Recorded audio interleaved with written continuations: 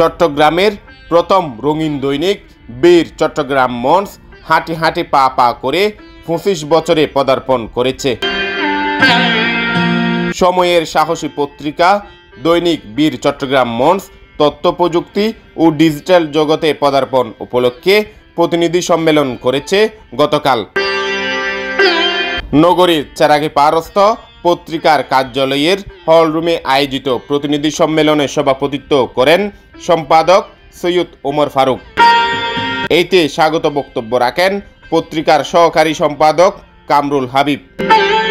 পত্রিকার e paper, online, multimedia চালু, print ভার্সনে প্রচার সংখ্যা বৃদ্ধি, খাগড়াছড়ি, বিভিন্ন বিশ্ববিদ্যালয় ও প্রবাসে প্রতিনিধি নিয়োগ সহ নানা বিষয়ে মতামত ব্যক্ত করেন প্রতিনিধিবৃন্দ। এ সময় চট্টগ্রাম জেলা ছাড়াও কক্সবাজার, বান্দরবনে কর্মরত মঞ্চ প্রতিনিধিরা অংশ নেন।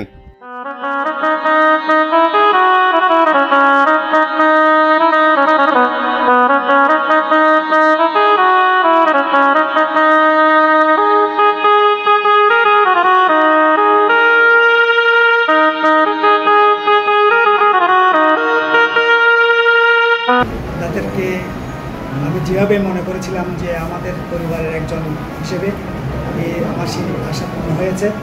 আপনারা অনেকদিন পর এসছেন। আমি আশা করি আমরা যে অনলাইনের সূচনা করতে যাচ্ছি, এই পেপারের আমরা আগামী মাসের মধ্যে আমরা এই পেপার দেব। এরপরে মাল্টিমিডিয়া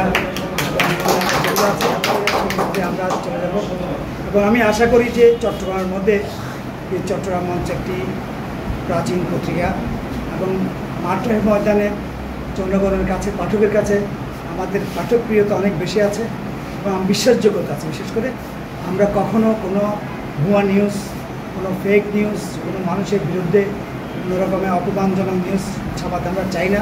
আমরা এর থেকে দূরে থাকি এবং আমাদের প্রতিনিধি যারা আছেন, মানুষের প্রতিনিধি, তারা অত্যন্ত সততার সাথে কাজ করছেন, তারা কষ্ট করছেন এবং তাদের এলাকায় আমি মনে করি যে অনেক বেশি জনপ্রিয়।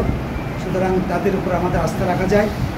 আমি আশা করব আপনারা সবাই মিলে চট্টগ্রাম মঞ্চের অনলাইনগুলোকে সজীব করবেন, সচল করবেন এবং আমরা যেভাবে মানুষের সেবা করতে পারি, দেশ, জাতি, এলাকার মানুষ, এলাকার উন্নয়ন করতে পারি, সেভাবে আপনারা সবাই একটু সহযোগিতা করবেন।